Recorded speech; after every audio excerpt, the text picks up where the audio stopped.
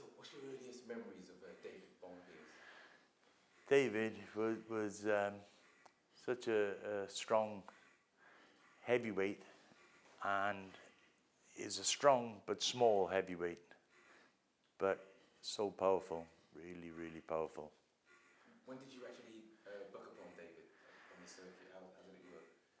We started sparring when we were, when David, yeah, I could hear it, yeah. I'll probably ask that question again then. What's that? So I'm going to ask basically that when was the first time, how did you meet him, and then, earliest memories? Yeah. Okay.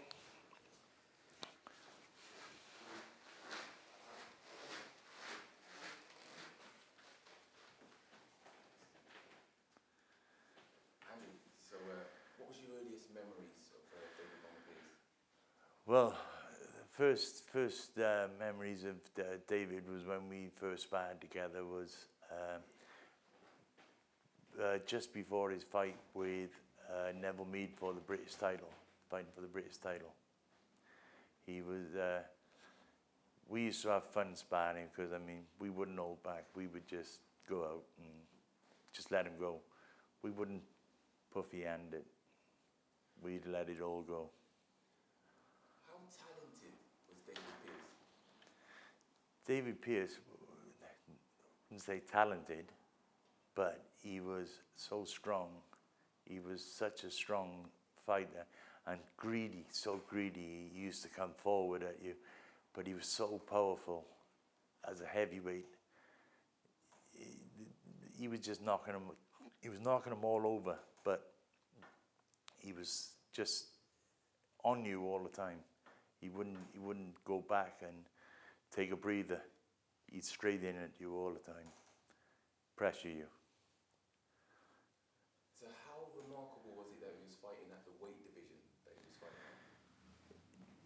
at? If the cruiserweight division had have come in 2 years earlier, like what it was in America, then David Pearce would have taken the cruiserweight division and held it for at least 10 years. There was no one as powerful as David in the cruiserweight division. I fought cruiserweights. I fought Johnny Nelson. I fought Glenn McCrory, both world champions. None of them had the power or could hold up to the power that David had. I think he would have ruled it for at least 10 years. So at his peak, he was, no one could beat him. You couldn't get. No, there was no one going to touch David in the cruiserweight division. I can't think of one person around the world in the cruiserweight division that could have taken him out. Have you got any stories? Any stories that are already out there about David? Well, the only stories I got about David is when we were sparring. I mean, we liked sparring together because we liked hurting each other. We would get in the ring, and there'd be no mucking around. We just go straight out, left hook, right hook, whatever comes, uppercuts. We just get in there and we'd have a big maul. But we were good friends to the point of we knew that we could do what we wanted to each other without anybody complaining. So in this very gym? We sparred here a couple of times, yeah. But most it wasn't like this then. It wasn't a good-looking gym like this. But we used to spar down in the Pill Gwenley gym, down in Pill. And that's where we had all our little rucks. Good. So would you say, was he, in terms of sparring, was he one of your toughest opponents? Sparring, yes. Yeah, he was so strong. And if anybody wanted a sparring session and they wanted to get fit through it, you had to pick David too, because he wouldn't stop it. He just keeps going. he didn't even want to break at the end of 3 minutes. Why do you think then that he didn't get the credit that he deserved, the global credit? I think the media didn't build up on him because he didn't talk. He didn't do too much talking. He just done the fighting, and I think that's what he was like. He didn't do the talking. He just done the fighting, and that's all they wanted. So if there was a new young David Pearce, David Bomber Pearce, starting out 2018, how far could he have gone? David today. Yeah. Well, if you had someone with the power that David had, then at the end of the day, there wouldn't be anybody in the cruiserweight division that could take him. He was just too powerful. He was knocking heavyweights over, so when he takes on cruiserweights, he's gone down a level and still knocking him out. How did it affect him when they stripped him of his title? I think he was hard done by, and he thought he was hard done by. But you can't go against the ones that are ruling. You can cry about it, but at the end of the day, you can't go against it.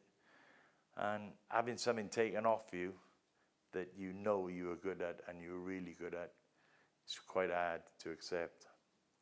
So I think David would have thought that he was wronged. So what do you think about the amazing achievements that the family and friends of David Bomber Pearce have done to have the statue? I think that all the, like Luke and Andrew Collingbourne, Luke Pearce and Andrew Collingbourne, and all the others who were involved in this, Kevin Whitehead and all, have done really remarkable to get him remembered in a way that he should be remembered, because what they've done here is shown something that anybody can do if they put their mind to it. And now with this David Bomber Pearce Foundation, that he's got all the gyms and people doing sport are going to carry on, and they're going to be helped out by the David Bomber Pearce. It's a personal question. Where were you when you heard the news about the tragic news about David Bomber Pearce? I was in Italy, and I heard about it, and I phoned up my manager, Di Gardner, and asked him about it, and he said, yeah, it's true. How did that impact you? I just couldn't believe it. I thought it was a joke, but turned out that it was true, and it's sad when someone goes like that, but it happens. How's the boxing fraternity taken to the kind of the statue and all the talk about David and what he achieved? Well, everybody knows about this the statue. I mean, it's got around the boxing fraternity quite a bit, so I think it's good. And I don't know, I'm gonna maybe tag on to Luke Pearce at the end of this and see if he can get a statue of me then. That's great. One last question.